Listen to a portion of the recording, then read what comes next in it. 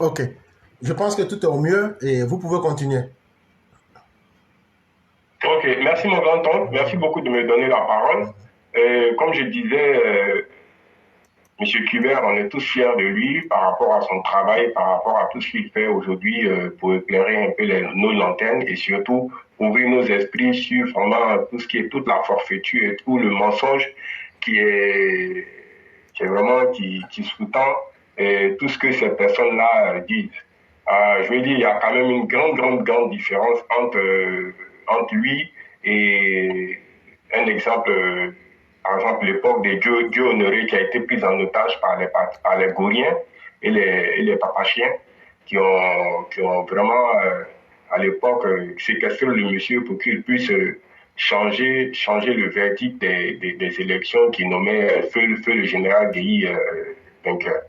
Vraiment, merci à lui et qu'il continue comme ça de communiquer. C'est ça aussi qui permet aussi aux gens d'avoir vraiment une idée nette des choses et même de mettre à nu le Gbagbo. Voilà, donc vraiment, félicitations à lui. Donc, concernant le test de notre mère Nefertiti, j'aimerais vraiment approuver ce que tu as dit concernant le pouvoir de la femme. Comme on le dit dans le couramment, derrière un grand homme se cache une grande femme. Donc vraiment, les femmes ont vraiment... allô? Je me fais entendre? Oui, oui. Voilà, donc derrière un grand homme se cache une grande femme. Et vraiment, la femme, c'est vraiment le pouvoir. La femme, c'est le pouvoir. La femme, c'est le laboratoire de Dieu. La femme, c'est vraiment la mère de l'humanité. Et je vais pas, au risque de répéter ce que tu as dit, un homme qui veut réussir sa vie, il faut qu'il soit accompagné d'une grande femme. Il ne faut pas qu'il fasse comme le père Couton, qui se cache derrière sa soutane et qui refuse de se marier pour faire beaucoup de bêtises. Et je pense qu'il a été bien mis à nu hier. Et vraiment, lorsqu'il aura les échos de la vidéo, ou il aura la vidéo en face, je pense qu'il devrait quand même avoir honte de lui-même, avoir honte de ce qu'il est, et puis vraiment se retrancher, quoi, rester dans son petit trou arabe et continuer à servir ses ouailles de mensonges et des duperies. Je ne vais pas vraiment rentrer dans ce débat-là parce qu'il y a tellement à dire. J'aimerais tout de suite rebondir sur le cas de cette plaie-là, j'aimerais parler de l'homosexualité, mon grand-oncle. Merci pour ta sortie bien tranchée et surtout claire et nette. Voilà, et on a eu à évoquer ce phénomène-là plusieurs fois dans nos directs. Moi j'en ai parlé plusieurs fois pour dire simplement qu'aujourd'hui, on est dans un monde où ils sont en train d'inverser les valeurs. De telle sorte que les personnes, on veut, il y a certaines personnes qui veulent aujourd'hui imposer leur volonté, leur façon de vivre aux autres. Voilà. Et ça, vraiment, au détriment même de la norme. On va me dire, mais c'est quoi la norme? La norme, c'est vivre en harmonie avec soi-même et vivre en harmonie avec les principes naturels qui érigent la vie. Voilà. Hormis même le côté religieux, hormis le côté même spirituel, mais vivre en harmonie avec la nature, vivre en fonction de la nature. C'est-à-dire que copier ce qui est naturellement présent devant soi et surtout faire, ne pas chercher à rentrer dans une certaine perversité des choses. Voilà. Je pense que même les animaux, quand on voit les animaux vivent par couple. Les animaux vivent par couple. Et ça, tout ce que j'ai dit, c'est des choses qui sont sûres de beaucoup de personnes. On a le mâle, on a la femelle. C'est ce qui donne la reproduction. Et la reproduction permet de perpétrer l'espèce animale, l'espèce humaine. Donc, je pense que rien que cet aspect naturel des choses-là doit amener l'homme doté de conscience de comprendre que son rôle fondamental, son rôle primaire, son rôle naturel, c'est de participer à la progression de son espèce, à perpétrer son espèce. Bon, maintenant, quand on rentre dans du sociétal, quand on rentre dans une certaine somme de domination à travers l'argent, parce qu'il faut le dire, tout ça, le but, c'est quoi? C'est pouvoir dominer l'être humain à travers le pouvoir de l'argent et à travers le pouvoir social. Donc, il faut pervertir tout ça. J'avais parlé une fois aussi du wokisme. C'est une mentalité aujourd'hui qui est en train de nier en bloc tout ce qui existe, tout ce qui a fait la valeur de l'être humain, tout ce qui a fait la grandeur de l'être humain, pour créer une société d'êtres hybrides qui ne vit que pour la consommation et qui se laisse emporter par tous les courants. Donc, vraiment, merci d'être venu dessus. Je ne vais pas être trop long parce que, bon, par rapport aux activités, tout ça, ça va être compliqué pour essayer de développer tout ça. Mais vraiment, j'aimerais te dire merci et apporter aussi ma petite contribution. Il faut vraiment qu'on essaie à chaque fois d'en parler et quand l'occasion se présente. Quand vous voyez ces personnes-là, moralement, c'est des personnes qui sont très, très, très instables. C'est des personnes qui sont vraiment... C'est des personnes déjà même très, très égocentriques à travers leur comportement. Parce qu'une personne qui s'aime trop, une personne qui se plaît trop, a du mal à partager sa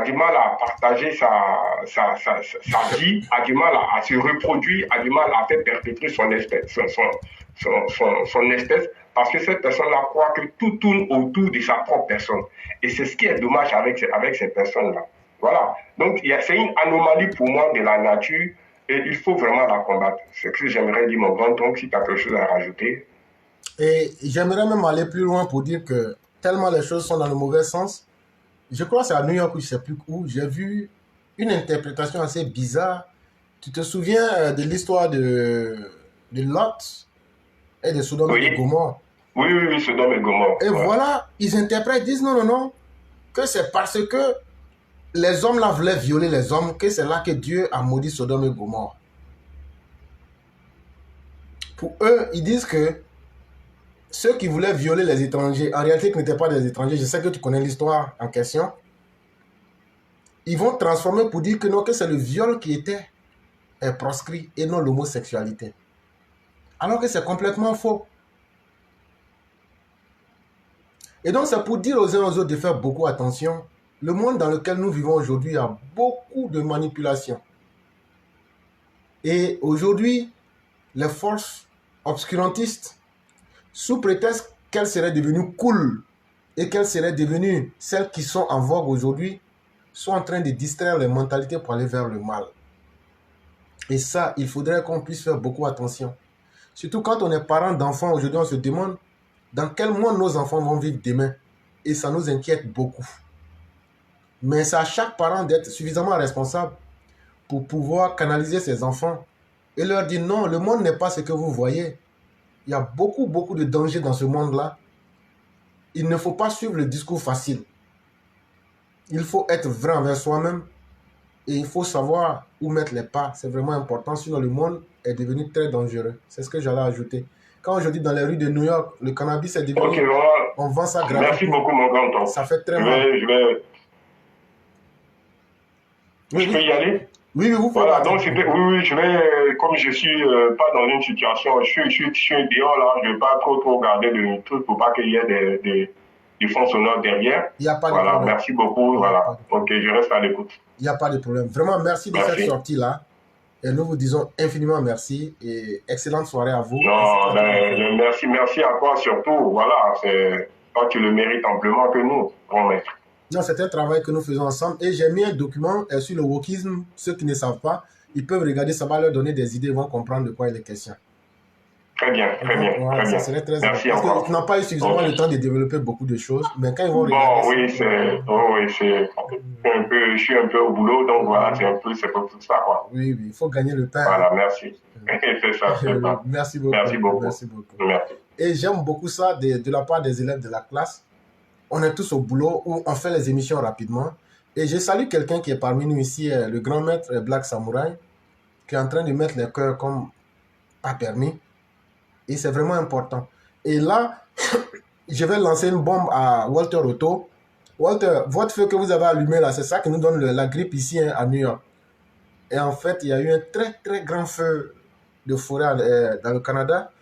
Ça a créé des brouillards de nuages sur toute la ville de New York. Et là, on va chercher le coupable. Et j'espère que c'est pas toi, Walter, qui aura mis le feu à la forêt parce que c'est pas une bonne chose. Ça, c'était juste pour plaisanter, pour le taquiner un peu. Et on espère que lui-même et toute la famille se portent bien. Parce que la fumée était telle, sinon on peut avoir ça ici jusqu'à avoir du rhume. Je me demande comment eux ils s'en sortent là-bas. Et on souhaite vraiment tout le meilleur et le bien.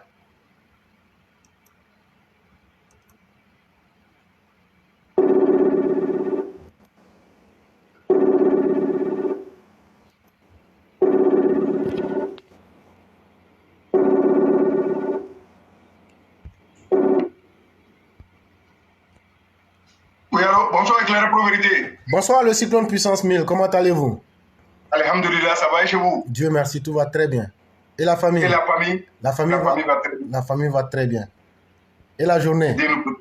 La journée, Dieu merci. Dieu merci. Alhamdulillah, ça va. Et de bon côté? Ah, il y a rhume ici, hein? Ouais, c'est Babo qui a allumé le fil. C'est Babo, non? Ouais, c'est lui. Peut-être qu'il a été aidé par Walter aussi. Non, c'est Abiba parce qu'elle est rentrée en brousse, donc il sait qu'elle a allumé le fil. Elle est perdue, son corps chauffe, on ne la voit plus, hein? Elle qui criait là. Elle pense qu'elle là, c'est elle qui comprend français. Elle peut s'arrêter devant Mère Blanc. Ah, t'es quoi là? Si elle est mousseau qui sait là, elle n'a qu'à venir. Des gens comme ça, on ne sait pas où elle est quittée. Elle pense que non, qu'elle parle français. Voilà maintenant, le garçon est sorti là. On ne sait pas si elle est en France ou même si elle est en Côte d'Ivoire. Et là, c'est honteux. Mais nous, on est là. Et donc, le cyclone, vous avez la parole. Ok, merci beaucoup, Éclairé. Éclairé, je vous dis bonsoir, bonsoir à toute la famille. Bonsoir à tous les Mao, bonsoir à tous les Chao. Je dis bonsoir à tous les auditeurs. Merci de partager dans tous les groupes, sécuriser les likes et on est ensemble. Éclairé, franchement, je tiens à féliciter le président de CEI, M. Kuber Koulibaly. On l'appelle maintenant Koulibaly. Vous avez posé la question pour... Vous voulez savoir si Kuber n'est pas Senfo. C'est vrai, c'est pas un Senfo. Non, bref, là, pourquoi on va s'amuser? C'est nous qui cap même. Il n'y a pas à gauche, à droite. Bien nous dire direct. Faut dire le son. Parce que vous n'avez plus le son. Le corps radical. Faut dire en même temps que c'est le cousin des Gaussou Touré. Non, pas là-bas. Non. C'est pas le cousin de Benoît Dian. Non, c'est de l'autre côté. Viens chez nous ici. Voilà, c'est ça. Donc, j'ai dit merci à tous les auditeurs. Effectivement, Éclairé, il faut qu'on dise la vérité. Franchement, si c'est la vérité, les Ivoiriens veulent. Si c'est la vérité, les Ivoiriens cherchaient. Si c'est parce qu'on n'était pas au courant, qu'on voulait savoir, la vérité a été rétablie devant tout le monde. Sans parti pris. Et c'est un homme neutre. Il a parlé pour tous les Ivoiriens. Pour la paix pour les Ivoiriens. C'est son travail, il maîtrise. Il a expliqué son travail. On dit merci à tous les membres de la CEI. On vous dit merci pour votre travail qui a été fait pour les Ivoiriens. À tous les niveaux. Là, il n'y a pas de débat. Maintenant, ceux qui ne voulaient pas comprendre, ils savent la vérité. Mais pourquoi ils évitent les plateaux où M. Kuber Koulibaly se trouve, où les juristes se trouvent, et ces conférences de presse qui sont en train de faire? Ils n'ont pas la vérité, chers corps radicaux. Vous les militants PPAciens qui sont perdus dans la nature, parce qu'actuellement la Côte d'Ivoire vous dépasse. Même les lois des pays vous dépassent. En réalité, vous n'êtes pas les hommes de loi. Oui, de Babo Laurent jusqu'à dernier militaire de PPACI, vous n'êtes pas véridique. Vous êtes dans le faux. Vous vivez dans le faux. Et Babo est faux. Donc, en réalité, c'est que nous, les Ivoiriens, c'est que nous, les partisans, c'est que tous les Ivoiriens qui veulent vivre ensemble, la paix dans son pays, Tout le monde est interpellé. La vérité là, on vous a dit, on nous a dit, si vous n'êtes pas au courant, voilà la vérité qui est là. Vous avez un seul choix. Même nous-mêmes, on est dedans. Chacun d'entre nous va se lever, aller contrôler la liste. Voir s'il y a erreur sur ton nom, il faut rectifier. Si ton nom n'est pas là, pourquoi c'est pas là? Il faut poser les questions, ils vont te répondre. Mais pourquoi on dit, il y a près de 11 000 personnes, c'est des babos seulement vous parlez. Parce que vous refusez la vérité. Vous êtes au courant de la vérité. Parce que votre nature, c'est de créer la chienlit partout. Ça, c'est révolu. Ça, c'est dépassé. Le président de la République, son Excellence, M. Alassane Ouattara, à son arrivée au pouvoir, il a dit à les Ivoiriens, il dit, vous êtes mes enfants, vous êtes les Ivoiriens, et c'est l'avenir de ce pays vous appartient. Changez la manière de faire la politique. Faites politique autrement. Discutez entre vous. C'est qu'on ne sait pas, il faut demander. Les lois sont là. On doit vous enseigner.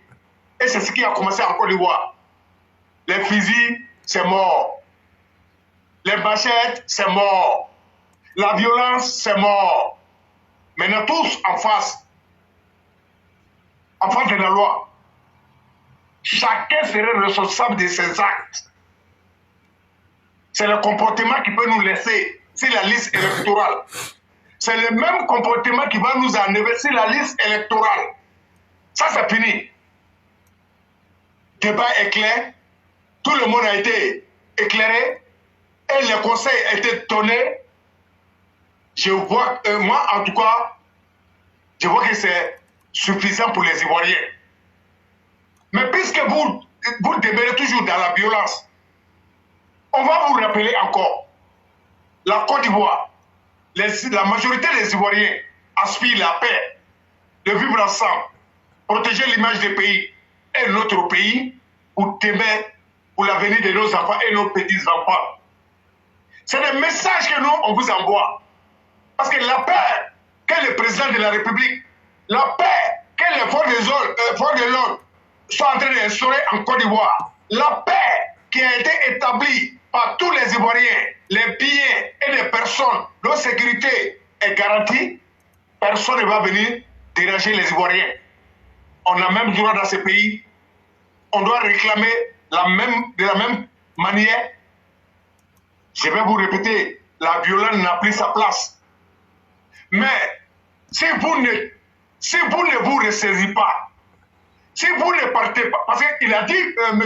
Kouba Koulibaly a dit hier, vous prenez le temps, vous êtes en train de bavarder en faisant les conférences de presse, au lieu d'aller chercher à savoir qu'est-ce qui ne va pas, quelle solution vous trouvez pour vos prisonniers en bilan, qui est Babo, à ciel ouvert, un malhonnête, un boulanger, un pied gauche, le patron de Zapata, qui est parti dans son propre jeu. Vous prenez tout ce temps, pourtant les 1 mois qui a été donné, vous trouvez que c'est petit, mais vous n'avez encore rien commencé. Si c'était petit, c'est à ce moment. Si les 1 mois ne sont pas suffisants, c'est à ce moment d'aller vers l'institution pour essayer de régler tout ce qui ne va pas. Et on va vous répéter, Babo serait passé la liste, et c'est fini. Babo n'a pas son nom. Si PPACI, c'est quelqu'un de, voilà, je ne sais pas comment il s'appelle, bon, c'est Doudou là-bas, c'est lui qui a son nom. Babo n'est rien qu'un prisonnier. La Côte d'Ivoire ne veut plus sentir Babo. La majorité des Ivoiriens ne veut plus sentir Babo, parce que dès qu'il est parti, les morts, on n'entend plus, on vit en l'aise, la Côte d'Ivoire bouge, développement on voit, les salaires sont augmentés, et tous ceux qui sont en Europe, partout au monde, courent pour aller faire les vacances en Côte d'Ivoire. C'est parce que le pays est stable. Nous sommes fiers de nos pays, nous sommes fiers du président de la République, nous sommes fiers de tous les dirigeants, sans oublier le ministre de la Défense, M. Téné Ibrahima Ouattara. Parce qu'il y a un beau travail qui a été fait avec les soldats d'Irak, sans oublier tous les généraux. Nous vous disons merci. Continuez dans ce sens. Et Et nous sommes avec vous.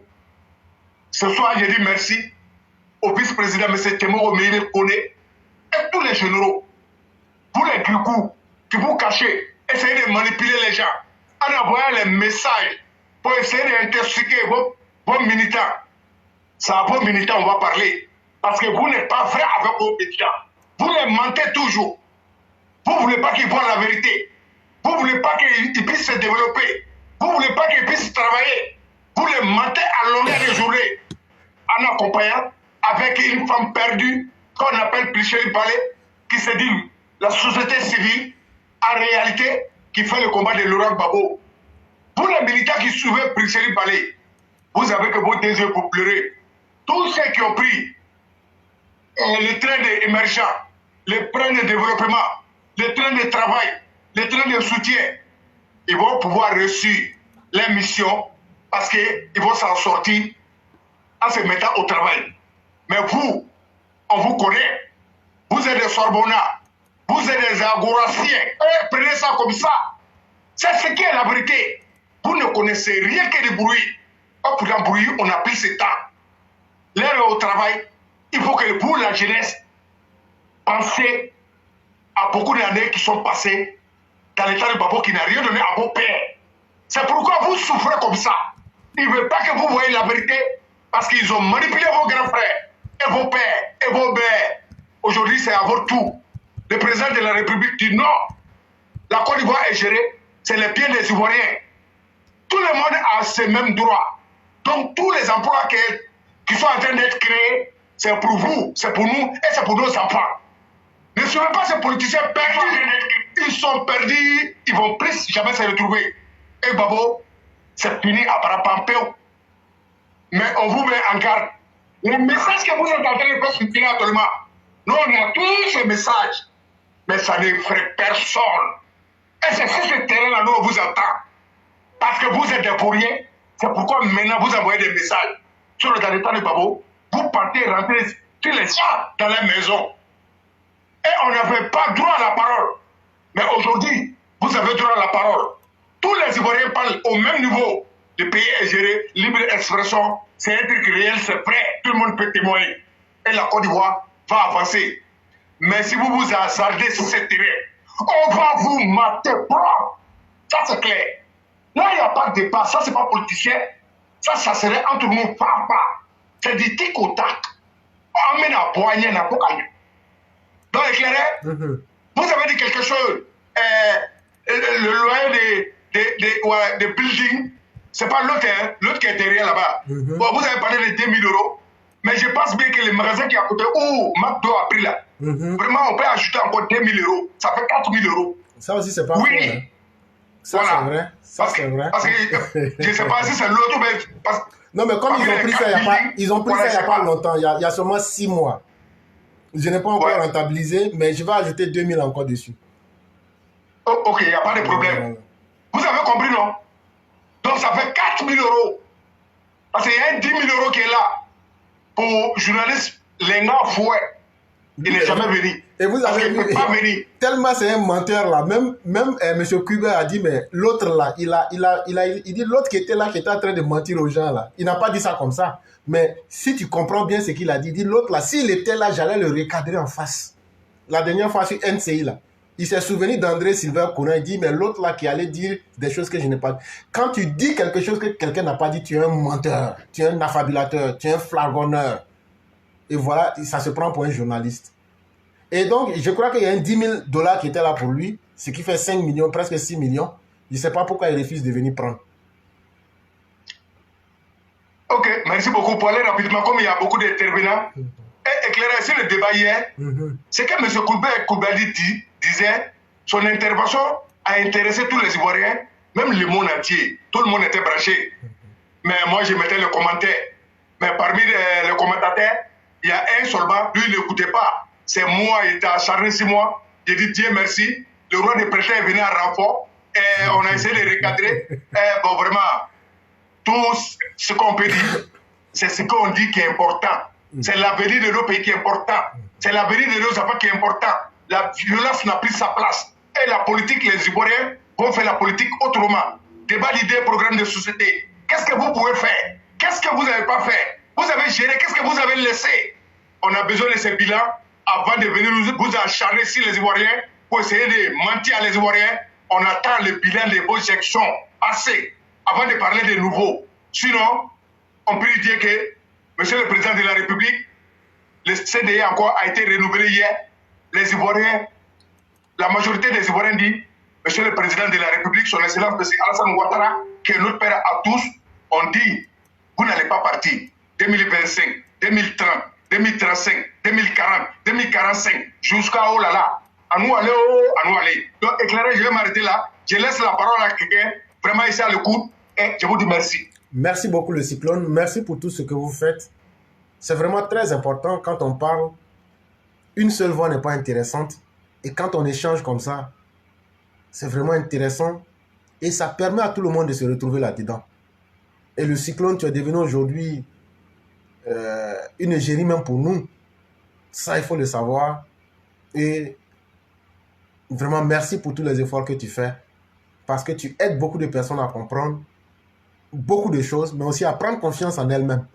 Et ça, nous te disons merci pour cela. Nous allons passer à un dinosaure de la connaissance. C'est l'aîné Kone Adama de Paris. Celui-là même qui est un destructeur. Parce qu'en réalité, tous ceux qui sont des grands architectes sont des destructeurs. Comme disait le grand maître Nietzsche, il faut d'abord détruire avant de construire. Et celui-là, il ne s'amuse pas avec les gores. Celui-là, il est intransigeant sur la vérité. C'est le grand maître Kone Adama de Paris. Bonsoir, cher aîné. Oui, bonsoir, cher frère éclaireur pro-vérité. Comment allez-vous? Ça va, et vous-même? Ça va excellemment bien, même si je fais dans le mensonge. Oui, ça se sent par la voix. Ah. Et j'espère que vous allez vous porter bien dans ce Non, ça va. Nous ici, les drogues sont légales, hein, donc il suffit d'en prendre. Votre ville est pratiquement la ville la plus polluée, presque. Effectivement. L'air même est reconnu comme étant pollué aujourd'hui. Mais bon, nous, on a des drogues ici, puisque la pharmacie s'appelle ici la boutique aux drogues. Et en fait, mais on a des médicaments extrêmement puissants. Tu les prends et puis bon, tu passes. Hein, tu ne sens même pas que tu es malade. Ok. Voilà. Donc, comme on le dit chez nous au pays, hein, voilà ça en face de toi maintenant. Merci de m'avoir servi sur le plat.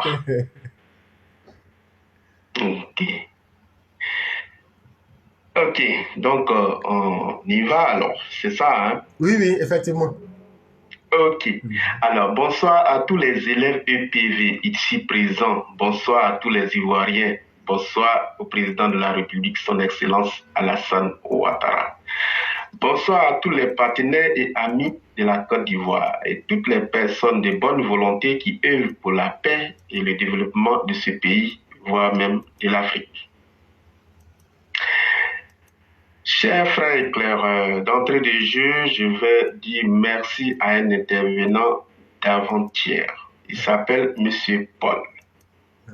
Il n'a pas intervenu longuement, mais c'était tel qu'il fallait que je lui adresse mes remerciements.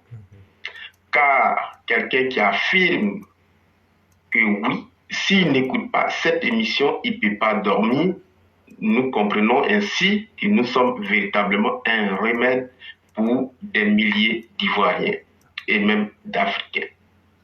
Donc en cela, je lui dis encore une fois merci. J'ai dit aussi merci aussi à une de nos élèves qui se trouve à Yopougon. Je crois qu'elle s'appelle Mère Nina Kouadio. Mère Nina Kouadio, qui a traduit il y a la semaine dernière en langue, en baoulé, le bien fondé même d'informer les parents sur ce qui se passe. Parce que les gens pensent que Laurent Gbagbo et un certain nombre d'Ivoiriens sont victimes d'une machinerie politique. Alors, le fait d'expliquer ça aux parents, c'est très important. Et ici même, nous devrons encore tous les jours, s'il faut peut-être, rappeler les 5 éléments retenus par la CPI. Parce que nous remarquons que les uns et les autres sont en train de dit dans les campagnes, dans les villages, dans les villes, que oui, Gbagbo a été déporté injustement et que les Blancs, même les Blancs, ont reconnu qu'il n'a rien fait. Et donc, il est revenu, là encore, il subit encore une autre injustice. Mais si nous ne rappelons pas les dates, bien évidemment, certains qui ne comprennent pas, qui ne cherchent même pas à s'informer, diront qu'effectivement, c'est une injustice. Mais si nous devons parler d'injustice, si nous devons parler même, comment dirais-je, d'une machination ou alors de faire mal à un peuple, mais c'est eux. Parce que nous savons très bien que Laurent Gbagbo a dirigé ce pays. Laurent Gbagbo a été président de la République. Il a été député avant d'être président. Il a été d'abord professeur avant d'être élu député et ensuite président. Son fils est professeur, il est député. Donc très concrètement, de façon simple, sa femme l'est aussi. Elle a été professeure et députée. Donc quand nous voyons autour de lui et lui-même, ils ont tout eu, comme lui-même il a déjà dit dans sa campagne en 2010 à San Pedro. Donc, mais la période à laquelle il a été au destiné de ce pays, tout le monde sait ce qui s'est passé. Je ne vais pas revenir sur le nombre de morts avant les élections. Mais moi, je vais rappeler, parce que c'est très important, que après les élections, vous savez, les élections se sont tenues en octobre 2010, et après cette élection, malheureusement, la Côte d'Ivoire a sombré à cause de Laurent Gbagbo. Et donc, la CPI regarde, comme tous les pays, quand il y a des situations assez graves, la CPI regarde les quelques éléments qui les intéressent. Sinon, si la CPI devrait juger tout ce qui se passe dans les pays, vous comprendrez qu'il n'y aurait même pas de ministre de justice dans les autres États. Et donc, en 2010, après les élections, nous avons 2 dates. C'est très important que nous revenons régulièrement. Le 16 et 19 décembre 2010, la marche organisée sur la RDI s'est terminée dans le sang. Et donc, la CPI va retenir cette partie. Donc, en 2010, la CPI va retenir que ces 2 dates-là, 16 décembre et 19 décembre. En février, janvier, la CPI, malgré tout ce qui s'est passé, la CPI n'a rien retenu en janvier. Nous allons maintenant en février. Il y a une seule date. Il y a une manifestation à Yopougon. Le 25 février 2011, puisque janvier, il n'y a rien eu, selon la CPI, en tout cas, n'a rien retenu, sinon, vous savez très bien que nous avons vécu énormément de calvaires jusqu'à cette date. Donc, le 25 février, une manifestation à Yopougon va se terminer dans le sang. Ça, c'est pour le mois de février. Le mois de mars, nous avons 2 dates que la CPI va retenir. Il va retenir l'attention de la CPI. Donc, il y a le 3 mars 2011, avec la manifestation que nos femmes, sinon nos partisans ont organisée à Bobo. Et donc, nous avons perdu des mamans. Et donc, ça s'est terminé dans le sang. Ça, c'est la date du 3 mars. Ainsi, le 17 mars, Gbagbo a bombardé marché d'Abobo, donc zone extrêmement peuplée ce jour-là. Donc là encore, des morts. Pour terminer, la CPI va retenir le 12 avril, au lendemain de l'arrestation de Gbagbo. Donc des événements qui se sont tenus à Yopougon par ces miliciens et donc on a eu assisté à pas mal de morts. Vous comprenez que là, la CPI est allée juger Gbagbo sur quelques faits. Et donc va prendre sur plus de 3000 morts, 1300. Il a été jugé sur cela et tout le monde a vu les contextes dans lesquels un certain nombre de témoins même ont semé le doute dans la tête des juges de la CPI. Et donc Laurent Gbagbo va être finalement acquitté pour ces faits. Parce qu'il faut préciser bien les choses. Il a été acquitté pour ces faits, ça veut dire que ces dates que je viens de citer là, la Côte d'Ivoire ne peut plus dit à la justice que bon, on va regarder le bombardement du marché d'Abobo pour le rejuger. Non, là c'est fini, on le jugera pas. Mais par contre, il y a pas mal d'événements qui se sont passés avant ces dates, ou bien même en dehors de ces dates, et donc la Côte d'Ivoire, la justice ivoirienne pouvait bien juger Laurent Gbagbo, et cette justice-là ne l'a pas fait. Voyez-vous, là encore, on va passer. Et donc, Gbagbo, la justice ivoirienne va s'intéresser à la casse de la BCEAO. La BCEAO, ce n'est pas une banque ivoirienne, c'est une banque centrale donc, qui est installée dans un certain nombre de pays. Et donc, Gbagbo, pour lui, parce que c'est ce qu'il a dit, que oui, c'était pour payer les fonctionnaires, que c'est pour ça qu'il y a eu la casse. Et donc, la justice ivoirienne va juger tous ceux qui sont impliqués dans cette casse. Étant donné que lui-même, il était le chef de tout cet ensemble-là, bien évidemment, il va être condamné. Alors, par des jeux d'avocats qui, ma foi, n'ont pas certainement, ou alors Gbagbo lui-même, par sa roubladise, a fait comprendre qu'il a été condamné pendant qu'il n'était pas là. L'audience, je ne reviens pas là-dessus, mais toujours est-il que sa décision a été, la décision de condamnation a été définitive. Quand c'est définitif, puisque pour que ça soit définitif, il y a un certain délai pour que vous fassiez opposition, c'est-à-dire pour dire vous n'êtes pas content, on reprend, ou bien on va aller en appel. Toutes ces décisions, tout ce temps-là est passé. Et donc, Gbagbo, finalement, a été condamné définitivement. Mais c'est de ça il s'agit. Il a été condamné définitivement. Ce n'est pas le cas de certaines personnes, même qui sont dans son groupe, qui sont en prison. Certains sont en prison, sachez qu'ils sont encore toujours en détention préventive. Donc, ils n'ont pas de décision définitive. C'est ce que le président de la CEI expliquait. Que ceux qui n'ont pas de décision définitive, bien évidemment, ils peuvent même voter, même en prison. Et nous-mêmes, voilà, c'est beaucoup parmi nous, su ce jour-là, selon les explications du président de la CEI, qu'il y a des bureaux de vote qu'on installe en prison. Alors, si on n'explique pas clairement, les gens vont dire, mais quelqu'un qui est en prison, lui, il peut voter, mais Gbagbo qui est au dehors, lui, il ne peut pas voter. Mais oui, c'est nos lois. Alors, nos lois, c'est pas maintenant, là, pour Gbagbo, on va les changer. C'est pas possible. Donc voilà un peu ceux qui pensent que il faut à tout prix inscrire de force et même s'il faut déchirer nos lois comme ils ont l'habitude de faire. Damana Pitas s'en souvient très bien après avoir déchiré les résultats que la CEI était en train de dicter. Il a déchiré les résultats, tout le monde s'en souvient. Donc voilà encore ceux-là qui disent que oui, Gbagbo subit une injustice. Mais c'est le peuple ivoirien qui devrait même dire que certains veulent nous appliquer une injustice. Puisque nous-mêmes Africains, vous savez très bien que nous sommes largement en retard sur l'Europe et même en tout cas sur l'Occident tout entier. Et quand nous trouvons des gens à la tête de ces pays-là, comme son Excellence Alassane Ouattara, qui veut que son peuple avance.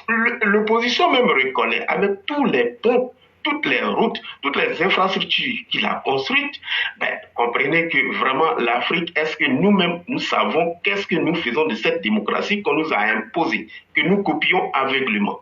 Non, je ne crois pas. Pas plus tard qu'avant-hier, les 5 et 6 se tenaient même à Abidjan, le Forum Africa CO, qui est une société créée par Jeune Afrique Media Group. Elle a co-organisé avec IFC, qui est une filiale de la Banque mondiale, et donc qui consacre des événements aux acteurs du secteur privé africain. Et là, cette année, nous avons reçu 1800 participants. Mais parmi ces 1800 participants, il y a des décideurs et politiques, des décideurs économiques, donc tout ce qui est PDG, chef d'entreprise, et des politiciens, donc des ministres, des présidents de 70 pays du monde entier représentés. Parmi ceux, il y avait 75 présidents et ministres simplement qui sont venus du monde entier. Vous voyez le président de la République, son Excellence Alassane Ouattara, qui est en train de construire des routes, des ponts, dans toute la Côte d'Ivoire et même pour relier les pays de la sous-région, c'est pas pour rien. Mais vous voulez inviter tout ce monde-là pour venir investir. Il faudrait qu'ils puissent aussi se déplacer, non seulement eux, mais nous-mêmes, nos populations, mais aussi les marchandises que nous allons produire. Et si le président, son excellence, Alassane Ouattara, n'a jamais cessé de convoquer des réunions ainsi de ce genre. Quand je vois des cafards comme Semi Keba, qui s'en prend violemment tout le temps au président de la République, je me demande, mais ceux-là, qu'est-ce qu'ils veulent de l'Afrique? Voilà ces gens, ce monsieur-là qui passe tout son temps en train de se promener d'État en État. Et les pays et les présidents qui sont dans son viseur, toujours, il y a le président, son excellence Alassane Ouattara, qui est en tête. Mais ça, il y a quand même, je ne sais pas comment qualifier celui-là même qui veut le bonheur des Africains, celui-là même qui cherche à avancer l'Afrique. Vous savez que l'Afrique est à un taux très bas dans les échanges avec l'Europe et même le reste du monde. Je ne sais pas si mes chiffres sont bons, mais on a 2% d'échanges économiques avec l'Europe. Vous savez que c'est très faible. Vous savez que nous-mêmes, ce que nous produisons là, si on veut envoyer en Europe, il y a tellement de barrières qu'on n'arrive pas. C'est un marché que nous n'avons pas pu percer, même si vous voyez de temps en temps de la Tchéquie, ils ne voient rien. Mais ceux qui ont des afro-shops vous diront un peu combien de fois c'est pas évident. Par contre, vous allez voir dans pas mal d'étalages et même dans les grandes surfaces, tout ce qui est venant de l'Amérique du Sud. Parce qu'il y a des accords de libre-échange qui existent entre l'Europe et ces pays-là. Je vais prendre juste un exemple, la patate douce. Allez acheter de la patate douce dans des afro-shops, vous allez vous rendre compte que ce n'est pas la même patate que nous produisons. D'ailleurs, ce que nous produisons est tellement bon que nous posons la question pourquoi les propriétaires d'afro-shop ne peuvent pas. Mais ils vont vous expliquer. Oui, les barrières douanières et les contrôles font qu'ils ne peuvent pas. Il y a des d'autres tentent de les faire, mais au niveau de la douane, ils sont bloqués et même jetés même à la poubelle.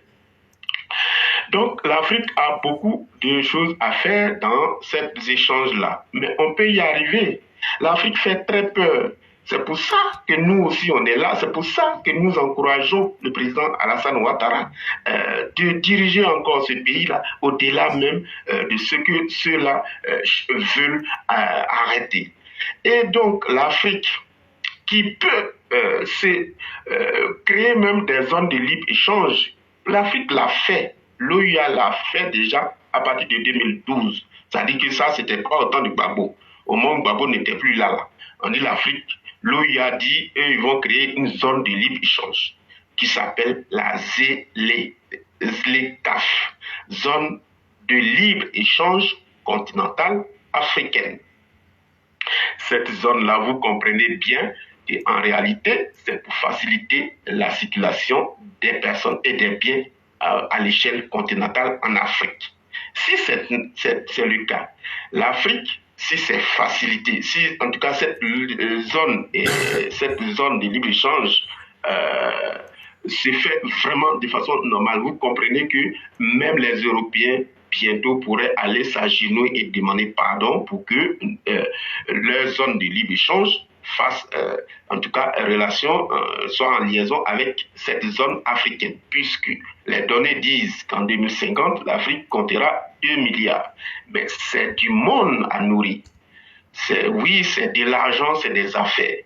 Et donc, ces acteurs, les acteurs de ces zones-là aujourd'hui, il y a l'homme le plus fuyant, c'est son excellence Alassane Ouattara.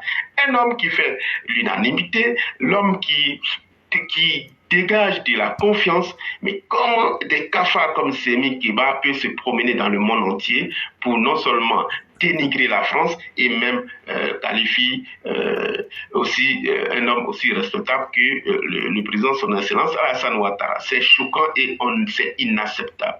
À la place de se promener dans le monde entier, pour aller prôner peut-être une cause, même des fois, on essaie quelle cause est réellement défend-il ce cafard-là. Ils pouvaient aller dire, ben, tiens, les pays qui ont pris leurs responsabilités, mais quel est le résultat aujourd'hui? Est-ce qu'il y a des gens qui sont déplacés dans ces pays? Oui, il y a des pays. On a nos frères africains. Ils sont au nombre de 3 millions déplacés dans la zone centre, c'est-à-dire tout ce qui est Burkina, Mali et Tchad. Nous avons 3 millions de déplacés aujourd'hui avec 5 millions de personnes qui sont frappées par la famine. Voilà, c'est cela, il faut aller assister, que de chercher à dégager celui qui cherche à faire des routes, celui qui cherche à faire l'intégration africaine, parce qu'on n'est même plus dans le cadre sous-régional, on est dans le cadre de façon globale africaine. Alors, le président, s'il fait des routes, c'est pour ça aussi, pour le bonheur de tous ses concitoyens et même africains. Mais s'attaquer à ce monsieur-là, nous allons le combattre, ce cafard-là, ce déchet que la France ne sait pas où déverser, hein, parce que vous savez, les déchets qu'on en a, pour se débarrasser, c'est pas évident. Donc celui-là fait parmi les déchets que malheureusement la France a du mal à trouver un preneur. Bon, on fera avec, mais nous autres, nous n'allons pas le laisser, en tout cas, continuer dans ces manœuvres-là. C'est ainsi qu'il arrive à manipuler les jeunes de certains nombres de pays, et dont le Sénégal aujourd'hui, malheureusement, qui en proie à une situation assez malheureuse. Ce que nous voulons dire à nos frères sénégalais, c'est que les enfants qui meurent aujourd'hui, nous avons eu le témoignage de la famille d'un jeune parmi les 16 nous allons parler, si les chiffres sont bons, parce que c'est 16 qui sont déclarés, mais le témoignage d'un jeune de 15 ans, et qui, ma foi, aurait dissuadé leur fils de ne pas aller. Mais vous savez, à 15 ans, vous allez tout beau faire, sauf si on vous attache, sinon, vous ne cherchez pas à comprendre. Il y a du monde, il faut aller pour aller faire l'effet de groupe. Donc c'est comme ça, ce jeune homme-là s'est fait tuer.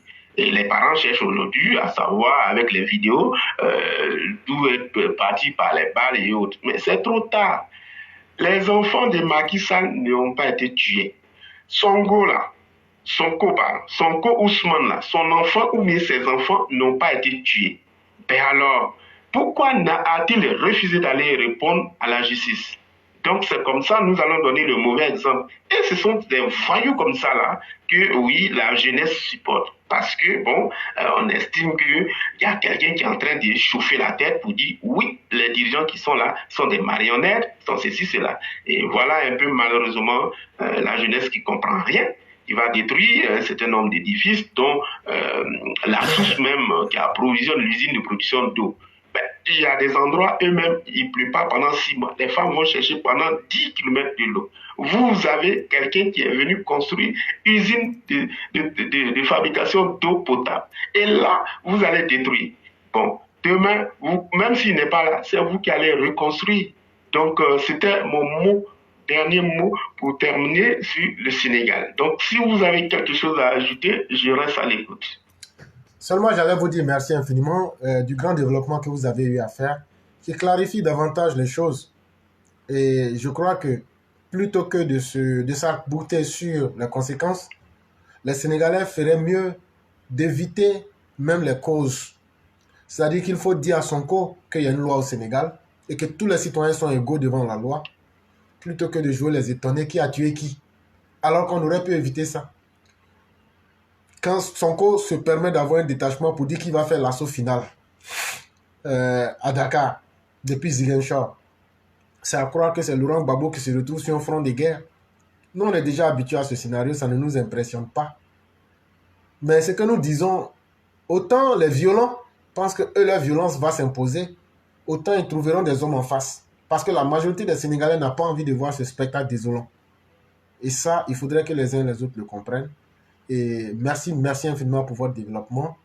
Et nous allons passer la parole à Sundiata le Conquérant, qui certainement va nous instruire. Bonsoir le Conquérant. Bonsoir, cher frère Clara. Oui, comment allez-vous? Je vais très bien chez vous. Dieu merci, tout va bien. La soirée se passe bien, j'espère. Oui, grâce à Dieu, tout va bien. Dieu merci. Je vous remercie de me donner la parole. Aujourd'hui, je voudrais m'exprimer sur 2 sujets de société. Le premier sujet, il concerne le traitement des manœuvres et ouvriers dans la zone industrielle de Yopougon.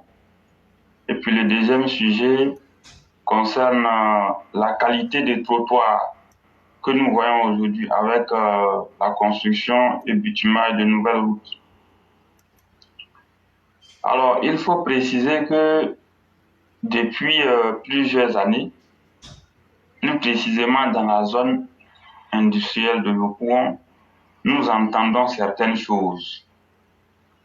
Mais à la réalité, ces problèmes qui y sont n'ont jamais été traités comme nous l'aurions souhaité. De quoi il s'agit exactement? Vous allez vous rendre compte que dans la zone industrielle de Yopougon, de plus en plus, les manœuvres et les ouvriers, il leur est infligé, d'après certains témoignages, un traitement indigne. Un traitement indigne, c'est-à-dire, la personne part au travail et la plupart du temps, ce sont des contrats comme ça, c'est-à-dire qu'en réalité, il n'y a pas quelque chose de formel en tant que tel. On te dit, tu viens, tu travailles, et puis après, on te paye selon ce que tu as fait.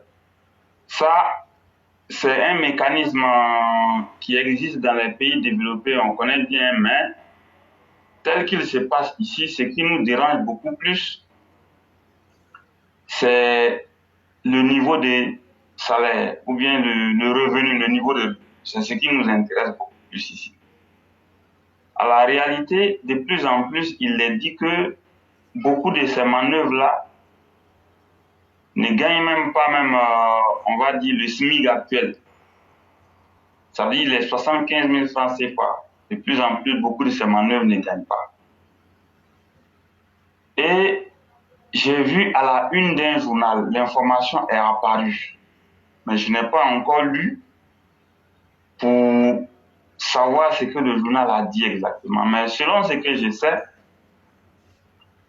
à un moment donné, il était dit là-bas que lorsque tu y vas pour chercher du travail, ou bien même si tu es stagiaire, on te dit tu viens, tu travailles. Quand tu commences le travail, à un moment donné, même en tant que stagiaire, tu peux même faire, si tu veux, 2 ans. Tant que tu ne vas pas dire que tu es fatigué de travailler, si on te dit le stage c'est 3 mois ou bien c'est 6 mois, les 3 mois finissent, les 6 mois finissent, tu es là-bas, tu viens travailler.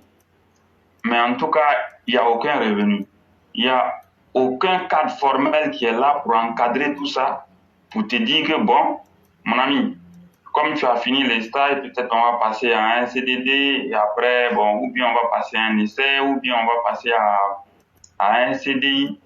Il n'y a pas ça. Tu restes là en train de travailler, comme ça jusqu'à le jour où tu es fatigué, tu t'en vas.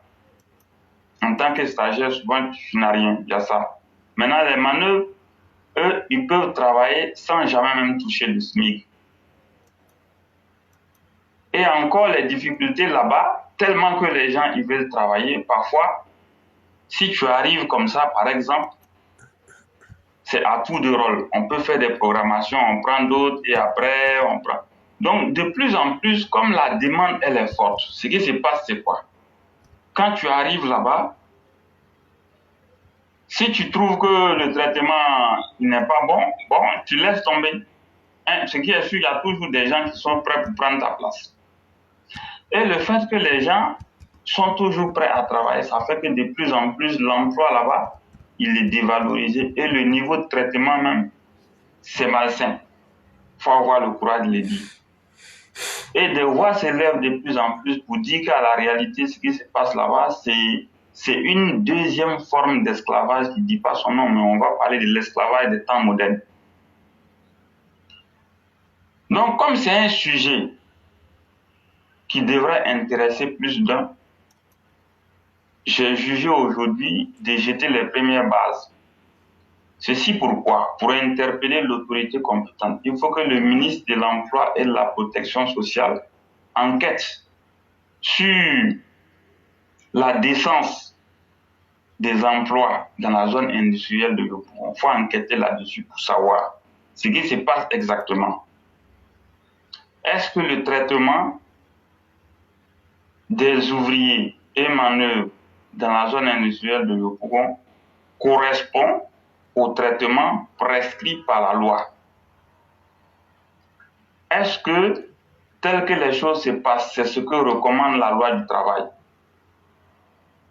Parce que selon les indiscrétions, vraiment, c'est une situation alarmante qui se passe là-bas pour les ouvriers, les manœuvres, les agents de maîtrise.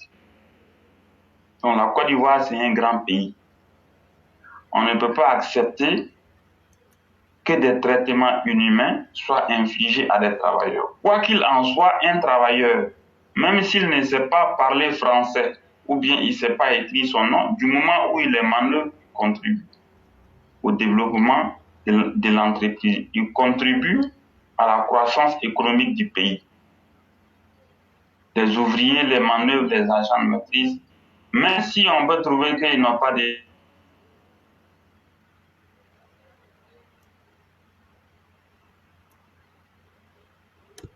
Donc le président de la République fait tout pour améliorer la situation de chaque travailleur dans le pays. Mais en retour, il y a ceux qui sont chargés de diriger les entreprises, de gérer le personnel, qui parfois foulent aux pieds les très bonnes décisions qui sont prises depuis le sommet de l'État. Et cela, nous ne pouvons pas continuer à l'accepter. Donc aujourd'hui, nous allons demander au ministre de l'Emploi et de la Protection sociale d'enquêter attentivement sur ce qui se passe à la zone industrielle de Yopougon. Nous voulons en savoir plus. Et lorsque les enquêtes vont finir, ceux qui seront à la base de beaucoup de problèmes, je crois qu'il faudra prendre des sanctions. Le temps où on police les choses, où on arrange, où on laisse tomber, où on ferme les yeux, je pense que ce temps-là, il est révolu. Il faut qu'on avance. La Côte d'Ivoire est un pays très avancé. Il faut que le droit du travail soit respecté dans notre pays. C'est important.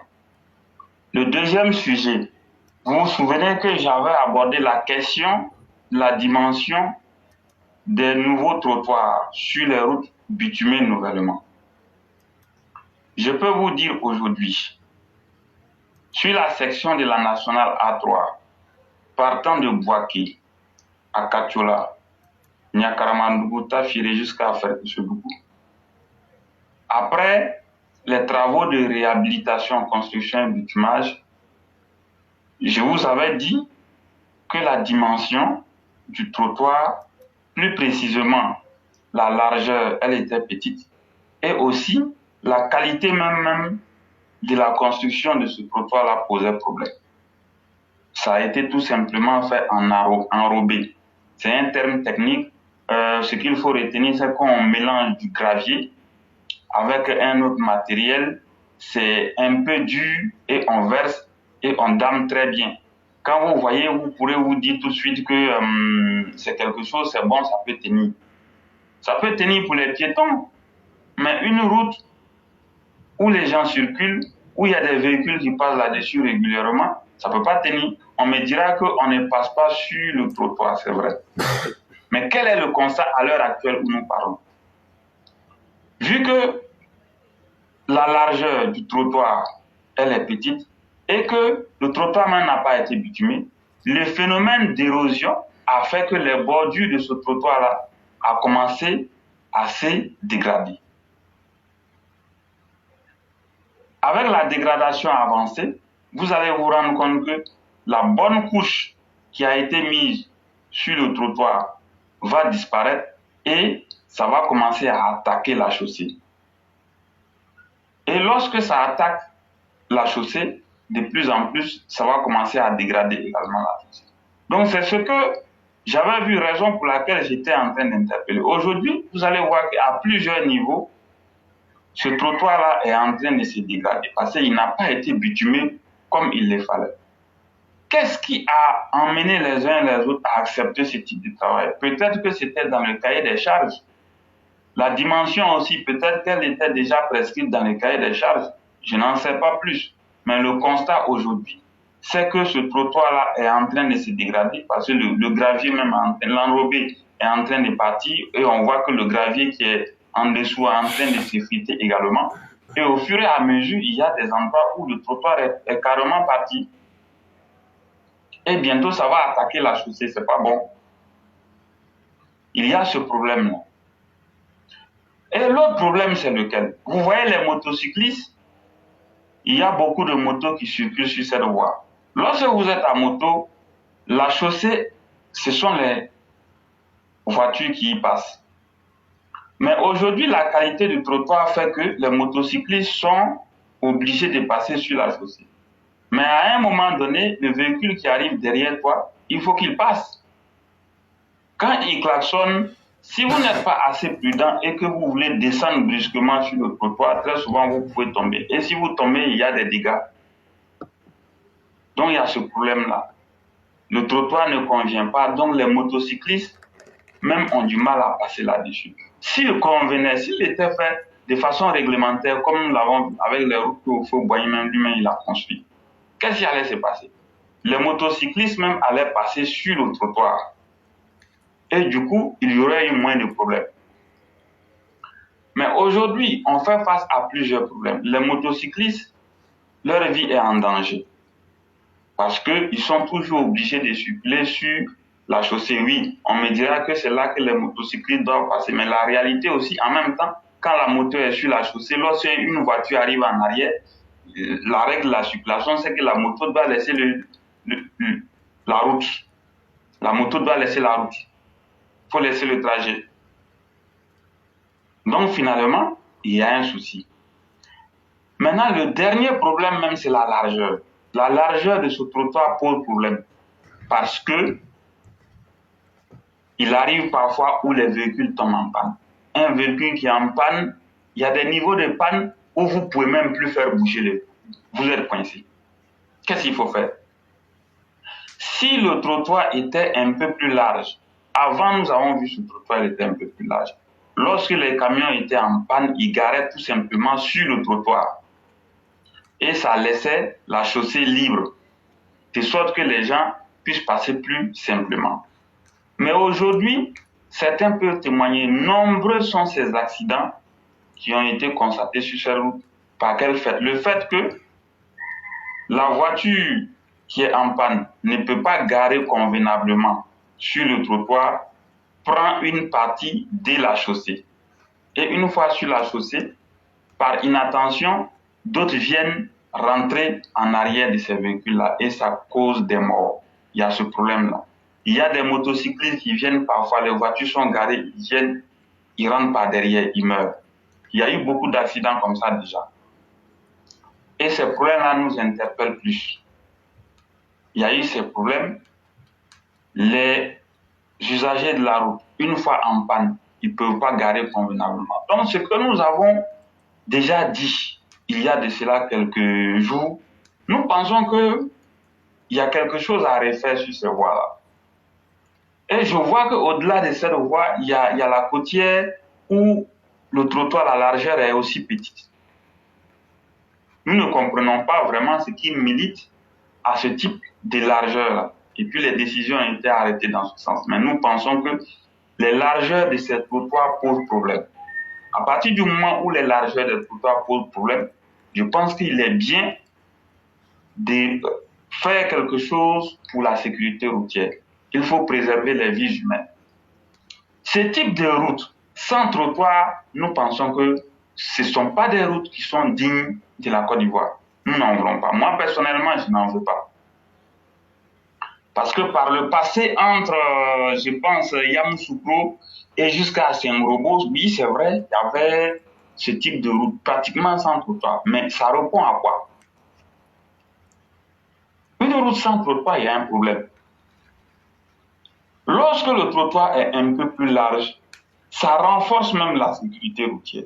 Vous savez, parfois, il arrive des imprévus, des problèmes auxquels nous ne nous attendons pas dans la circulation. Soit une panne mécanique, un pneu qui est crevé, ou bien quelqu'un qui fait un faux dépassement, ou bien un problème qui peut emmener le conducteur à déborder, à passer sur le trottoir pour pouvoir sauver sa vie. Le trottoir étant libre, si les conditions de circulation te l'imposent, tu passes sur le trottoir pour sauver ta vie. Crevaison des pneus, mauvais dépassement, ainsi de suite. Mais s'il n'y a pas de trottoir, on fait quoi? Ou bien, si le trottoir même, il est petit, et puis le camion tombe en panne, on ne peut pas garer, on fait quoi?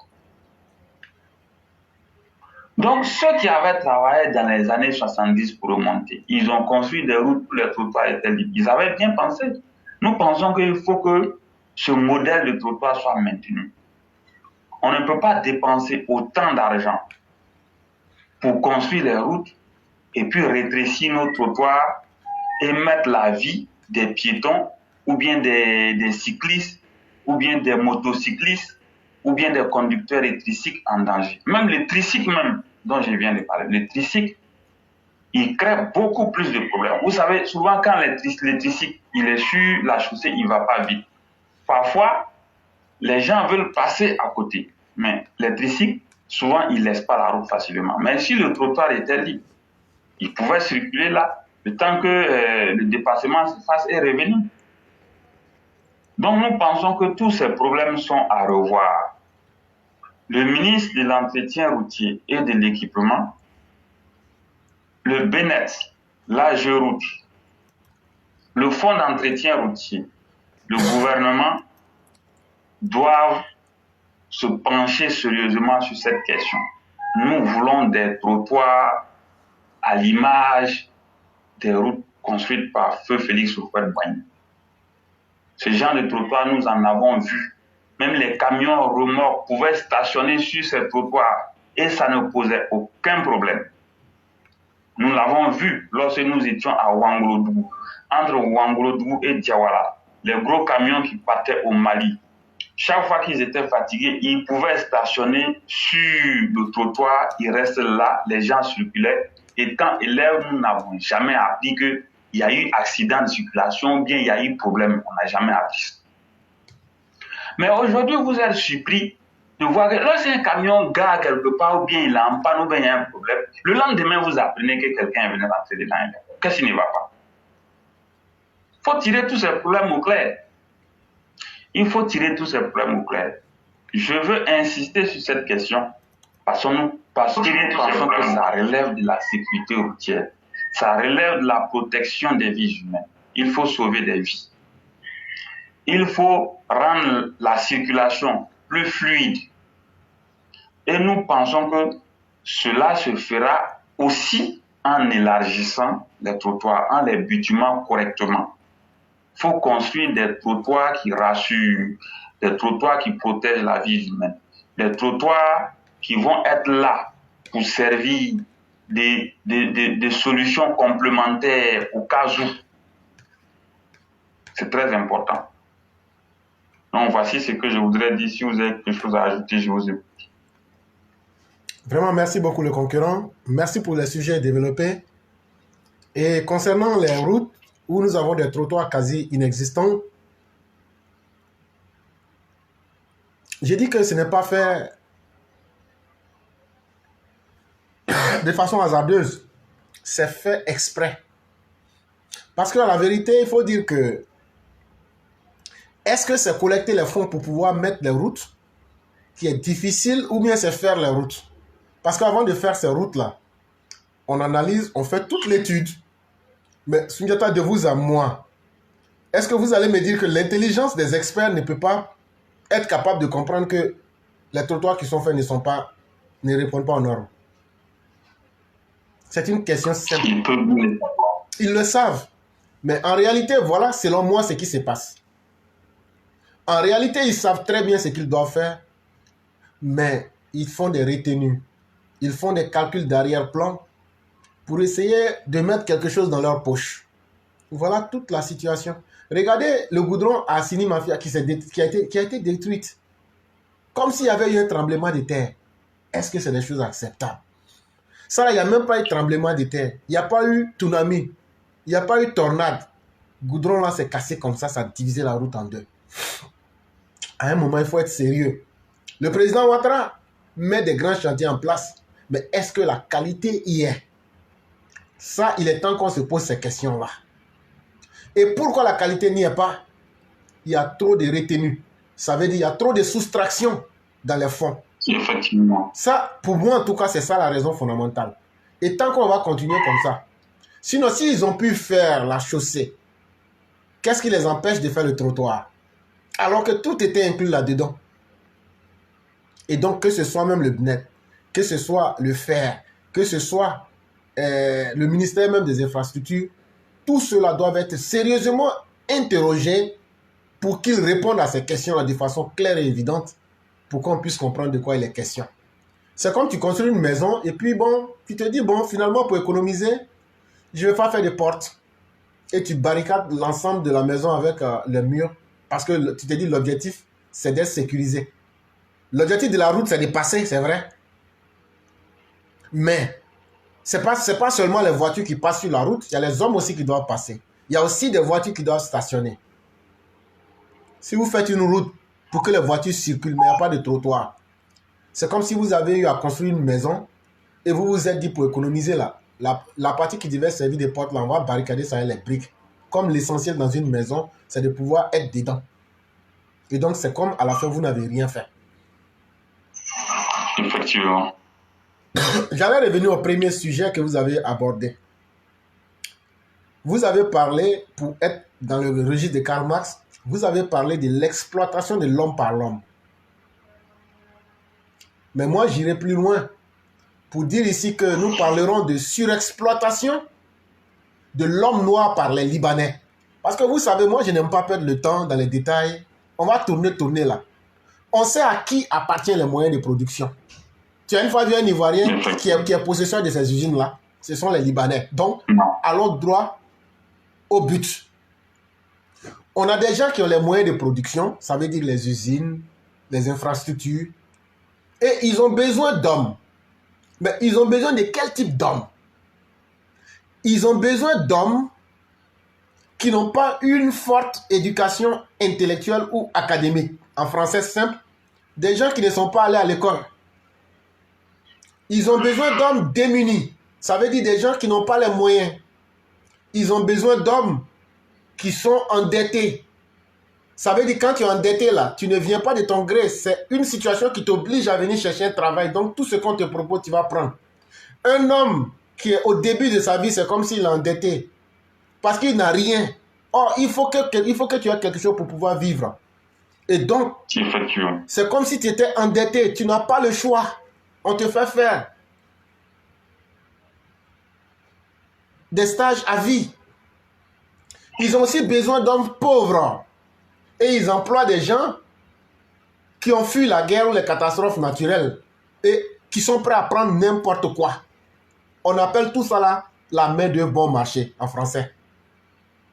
Quand tout ce que je viens de citer là, c'est ça qui permet aux Libanais de pouvoir employer ces gens-là parce que eux, ils veulent des gens qu'ils peuvent surexploiter avec pour seul objectif de pouvoir faire plus de gains. Et donc, ils vont exploiter la force de travail, mais pour donner peu. Voilà toute la réalité qui est là. Mais ce qu'on oublie de dire aux gens, quelles sont les conséquences de la surexploitation de l'homme ivoirien par le Libanais? Peut-être que ce n'est pas encore arrivé, mais vous allez voir que quelqu'un qui est surexploité, ça tue déjà même le niveau de notre société. Parce que s'il y a beaucoup de personnes exploitées, elles n'auront pas les arguments économiques, elles n'auront pas les arguments qui peuvent leur permettre de donner des conditions meilleures de vie à leurs descendants. Eux aussi seront condamnés plus ou moins à cette même précarité. Mais de façon plus évidente, comme on l'a vu dans certains pays, quand les gens sont surexploités injustement aux dépens des grands exploitants qui ont les moyens de production, dans certains cas, ça dégrade même la vie des personnes et certains vont dans certaines situations jusqu'au suicide. Et c'est vers ça qu'on va aller un jour.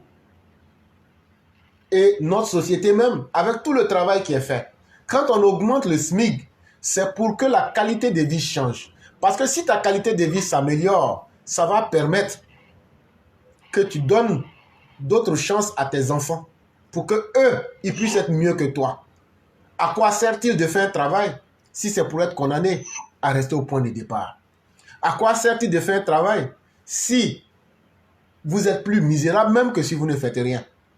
Voilà la condition dans laquelle les Libanais maintiennent nos frères et sœurs.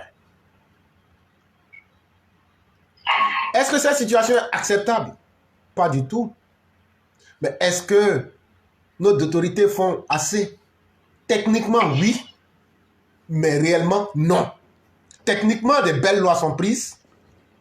Mais dans la réalité, ces belles lois-là, sur le terrain, les Libanais ne se sentent pas obligés de les respecter. Et pourquoi ils ne veulent pas les respecter? Parce qu'ils préfèrent corrompre plutôt que de respecter la loi. Ils savent qu'il y a en face d'eux des fonctionnaires d'État corrompus et aptes à la corruption. Voilà le pays dans lequel on est. Et voilà pourquoi vous verrez que certaines décisions, si belles soient-elles, dans leur applicabilité sur le terrain du réel, c'est résultat zéro. Allez me dire, il y a combien de personnes qui sont payées à 75 000?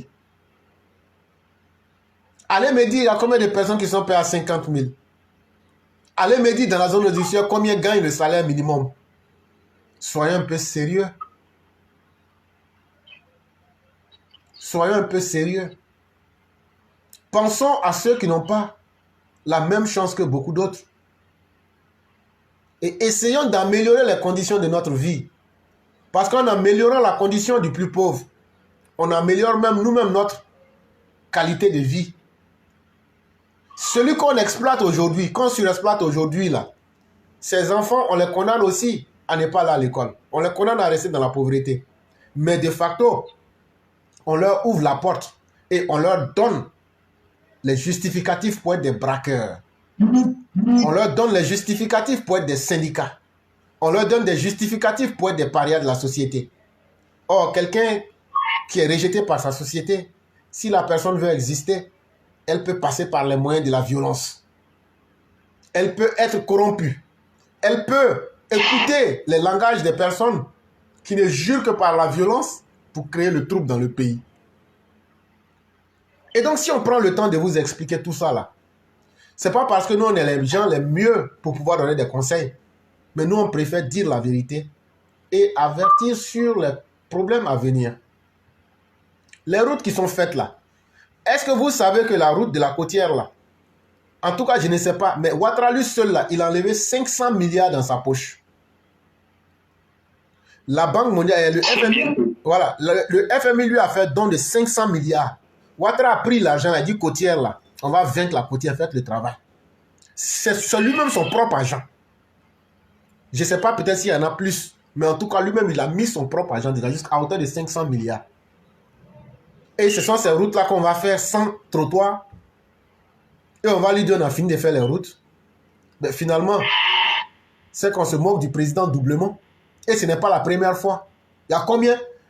Goudron biodégradable, là, c'est la vérité. Il y a quoi de la vérité qu'il ne faut pas dire ici? On a vu goudron biodégradable ici dans le pays là. Ce qui n'est pas vrai là n'est pas vrai. Mais ce qui est vrai est vrai. Voilà la route décomposée qui est sur la route d'Assimi Mafia là. Allez me dire que ce n'est pas vrai. Il y a eu quelle catastrophe naturelle là-bas pour que la route soit cassée en deux. Au point que les gens ne peuvent plus circuler. Il y a eu tremblement de terre là-bas. Ça veut dire que le travail n'a pas été bien fait. Monsieur le Président, il y a beaucoup de travaux qui sont faits là. C'est du tape à l'œil. Et ce qui nous fait mal, c'est que ces travaux-là vont disparaître peut-être bien avant votre départ ou juste après votre départ. Parce que les gens font tellement de retenues, les gens font tellement de calculs pour prendre de l'argent injustement sur les projets que les projets ne sont pas bien réalisés. C'est joli, mais ça ne dépasse pas 6 mois. Ça aussi, il faut qu'on vous dise cette vérité-là. C'est joli, mais il suffit de quelque chose là, ça disparaît. Ça existe encore. C'est pourquoi on a eu à reprendre des routes 10 fois. Des routes qui n'ont même pas 1 an. Il n'y a ni de poule dessus. Alors qu'on voit la route de l'autoroute qu'on a eu à faire, ça est là. Depuis 1960. Et donc, soyons un peu sérieux. Ayons de la retenue. Pensons à demain. Et pensons à l'image du chef de l'État. Faisons du travail correct. Parce que pour nous, Alassane Ouattara, c'est immortel. C'est quelqu'un qui est inscrit dans la finitude, comme tout être. Mais la meilleure manière pour nous de savoir qu'Alassane Ouattara aura existé au-delà du temps, ce sont les routes, les universités, les édifices qu'il est en train de réaliser. Il faudrait que ces édifices-là puissent durer le plus longtemps possible. Pour que le corps des gores la chauffe. Mais devant vous, vous les soi-disant cadres, les routes qu'Alassane Ouattara fait, 2 semaines après, c'est gâté. Comme ça vous arrange tous. Après, vous votez des nouveaux budgets. Vous partagez les fonds. Vous colmatez. On passe. Mais à la fin, là, tout système, qu'il soit bon ou mauvais, arrive à ses limites. Je dis bien tout système, toute stratégie a ses limites. À force de faire la même chose, là, un jour va arriver là. Vous n'aurez plus l'occasion de faire ça. La Côte d'Ivoire se retrouve dans quel contexte? C'est à chacun de nous poser les questions. Et vu que le président Ouattara même est là, nous lui demandons de s'impliquer davantage pour sauver son héritage en faisant imposer à tous les niveaux du bon travail. C'est vraiment très important. C'est là que moi j'allais m'arrêter. Et vu qu'on est déjà à la fin de l'émission, on allait donner 2 minutes à chacun pour faire la conclusion. Et on allait donc passer par Léné Koné Adama en 2 minutes pour qu'il nous fasse sa conclusion. Après, on allait passer à Potamois du Nil et on allait donner 2 minutes au Cyclone pour faire la conclusion. Oui, l'éclaireur pour vérité. Merci. Comme conclusion, je voulais attirer l'attention de Nasseneba Touré, maire actuel d'Odiné et qui encore cherche à être maire. Pour lui dire que en étant ministre, en étant maire, je pense qu'elle est en première ligne des personnalités quand même qui ont assisté à cette 9e édition du Forum Africa CO. Et donc, elle a eu, j'imagine, à avoir des panels avec un certain nombre de PDG d'entreprises, de telle sorte qu'elle a quand même eu l'occasion aussi en or de vendre la ville d'Odiné et donc attirer les investisseurs à Odiné. Parce que vous savez que de façon globale, oui, la Côte d'Ivoire, mais les participants sont tels que le président de la République est avec ses homologues présidents et donc les ministres autant pareil. Donc, je pense que Nasseneba et même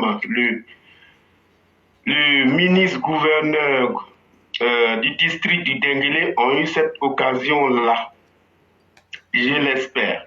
Maintenant, concernant le cas des routes que Soundiata vient de souligner, je vais attirer l'attention du ministre Amédée Kouakou, de nous éclaircir un peu sur l'avancement du programme national de développement concernant les routes qui doivent relier les chefs-lieux des sous-préfectures et des régions. Donc, nous n'allons pas rester dans le flou. Nous souhaiterons qu'il fasse de temps en temps un éclairci sur l'avancement parce que tout ce qui était prévu dans le PND, dans le projet national de développement en ce qui concerne les routes, on a jusqu'à présent beaucoup de routes qui ne sont pas faites, c'est-à-dire qui ne sont pas goudronnées ou même du reprofilage lourd. Et 2025 arrive. On a dit que ce programme-là devrait être effectué à 100% comme le président de la République l'avait demandé. Et même nous pouvons compter sur, en tout cas, l'engagement du président de la République qui souhaite que la Côte d'Ivoire en termes d'électrification, en 2025, soit à 100% électrifié. Là aussi, le ministre chargé de ce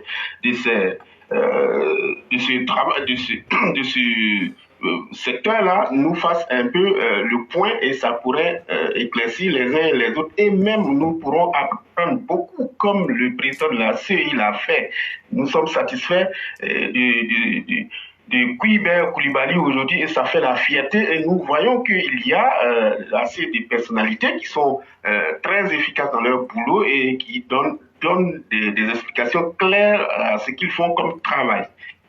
Donc, c'est ce que je souhaiterais, en tout cas, dire comme conclusion. Et je remercie encore tous ceux qui ont suivi cette émission et tous ceux qui continuent de faire les partages, tous ceux qui continuent même d'éclairer même la lanterne des gens. Je veux dire, tous ceux qui sont des panélistes tous les jours, qui font ce gros travail-là.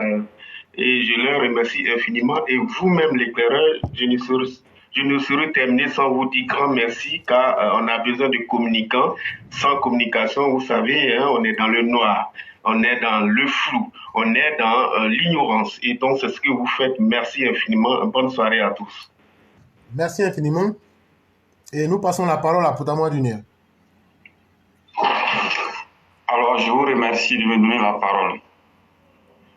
Il faut dire qu'en ce moment, en Côte d'Ivoire, je peux rassurer tout le monde que les travaux de construction, réhabilitation, bitumage, de routes, ponts, autoroutes, viaducs et autres travaux divers de construction sont en cours dans toutes les régions sans exception. Et ce travail, nous souhaitons qu'il soit de qualité supérieure et qu'il puisse durer dans le temps. Pour ce faire, il va falloir que les structures en charge de la réalisation des travaux et les structures en charge du contrôle qualité de ces travaux s'impliquent davantage. Il faut que chacun joue sa partition. Si le contrôle n'est pas fait comme il se devait, nous aurons des problèmes dans les années à venir et nous ne le souhaitons pas.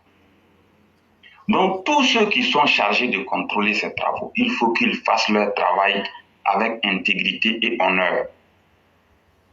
Pour terminer, je voudrais demander avec insistance aux députés RHDP, le groupe parlementaire RHDP, de s'impliquer également dans cette bataille. Les routes se construisent partout dans tout le pays, à tout moment. Il faut que ces députés-là se joignent à nous pour participer au contrôle qualité de ces travaux. C'est important. Sinon, si ces travaux ne sont pas faits correctement, nous allons le regretter dans les années à venir, ce que nous ne souhaitons pas. Donc aujourd'hui, mon mot de fin, je souhaite vivement que les députés RHDP, le groupe parlementaire RHDP et les sénateurs RHDP s'impliquent davantage dans le contrôle qualité. Ils ont la possibilité de convoquer le ministre de l'entretien routier de l'équipement. Ils ont la possibilité de convoquer le directeur du BNET. Ils ont la possibilité de convoquer le directeur de l'AGEROUTE pour lui demander des comptes. Oui, c'est normal. Parce que, monsieur le directeur, monsieur le ministre, nous vous avons mis en mission, c'est l'État qui vous a mis en mission pour suivre les travaux, ou bien pour réaliser certains travaux, ou bien pour conduire certains travaux. Qu'est-ce qu'il en est?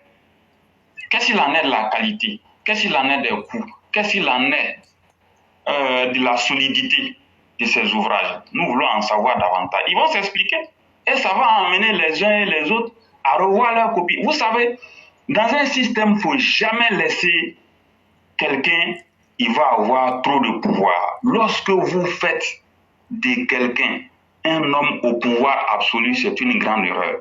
Dans un système, il faut toujours faire en sorte que les uns et les autres soient dépendants les uns des autres. Parce que si quelqu'un à lui seul, il a assez de pouvoir, il est suffisamment fort, il fera des erreurs, personne ne parlera et c'est après, le regret sera là, en ce moment ce sera trop tard. Il y a beaucoup d'autres sujets comme ça que nous allons aborder. Il ne faut jamais confier trop de pouvoir entre les mains d'une seule personne, sinon après c'est la catastrophe. Donc, sur ce point, vraiment, il va falloir que régulièrement des comptes soient demandés à ceux qui construisent nos routes et à ceux qui les contrôlent. Parce que nous voulons en savoir davantage. C'est très important. Merci beaucoup. Excellente émission à tout le monde. Bonne fin d'émission et à demain. Merci beaucoup, le conquérant. Et nous allons ici passer le mot de la fin au Cyclone puissance 1000. Cyclone, vous avez le mot de la fin. Ok, merci beaucoup, éclaireur. Merci à tous les Sundiata, merci à Papa Kone Adama, merci à tous les auditeurs, à tous les Mao et à tous les Chao. Nous prions tous nos parents, nos voisins, tous ceux qui doivent aller à la Mecque cette année. Nous prions tous Dieu, que Dieu fasse qu'ils puissent aller sains et saufs, venir nous trouver en bonne santé. Que Dieu exerce toutes les prières, tous les doigts qui vont se passer là-bas, que Dieu exerce tous ses doigts. Que Dieu nous protège, que Dieu protège la Côte d'Ivoire, que tous les pèlerins prient pour la Côte d'Ivoire, surtout les Ivoiriens, prions beaucoup pour nous. Merci à tous les auditeurs. Éclaireur, j'ai dit à les parents, à Kana Serafoye, Côte d'Ivoire, Maraba Lebala, mi est président. Anyabe opposant nous, Ango Longuya Folema, Namara Lema, Jatoya Lema.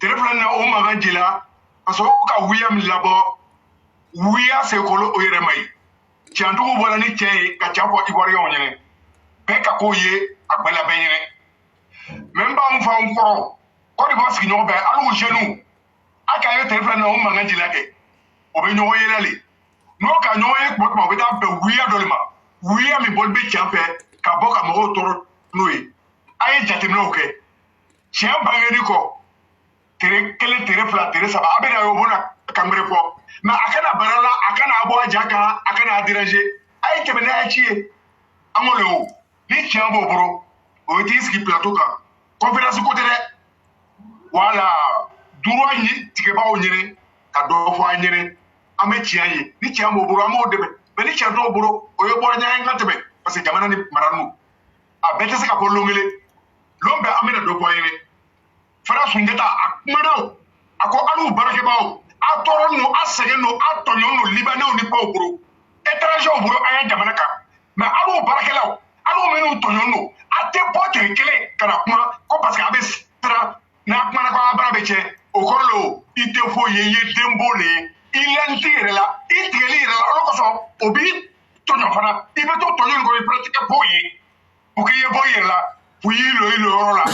Adamaden garisɛgɛ bɛ ala le bolo ala tɛna jigin ka d'a ma nka a sababu bɛ tɛmɛ mɔgɔ de bolo ka s'a ma mɛ ni min y'a degun fɔ a tɛ ɲɛdɔn masa min b'an kunna n'an m'an ɲɛ degun fɔ ɲɛ ma walayi a ɲɛ wɔɔrɔ an bɛ se ka min fɔ ɲɛnɛ an bɛna kuma fɔ ka degun bɛ ka na yira jamanatigiw la k'a fɔ jamana kɔnɔdenw ɲɛnɛ pour que a ye kɔrɔsi sɔrɔ k'a bɔ parce que Sunjata b'a kɛ la Ivoirien tɔw b'a kɛ la mɛ alu min minnu tɔɲɔn don fo de na lɔ kɛnɛ kan k'a ɲɛfɔ walayi kana siran foyi ɲɛ mɔgɔ tɛ sababu bɔ yɔrɔ lɔ mɔgɔ tɛ sababu bɔ yɔrɔ lɔ et puis fana n'i k'a fɔ foyi tɛ k'i la i b'i ya jamana na de jamana kalifa don droit dɔ de b'i ye n'i sera n'o ɲɛ ka to subahana i kɔnɔ i bɛ to o la yen kude a kungo de b'a yɛrɛ bolo ye anu kɔni bɛna fɔ mɛ a laban o b'a yɛrɛ le ma bon komi anu fana kan ka taa baara kɛ parce que anu an bɛ kuma n'a fɛ ka conseil d'a ma komi a tɛ bouger la an k'u tɛ conseil fɔ ye a méthode o b'alu yɛrɛ de bolo mɛ an k'a lɔn Ivoirien caman kan mɛn anw bɛna taa baara kɛ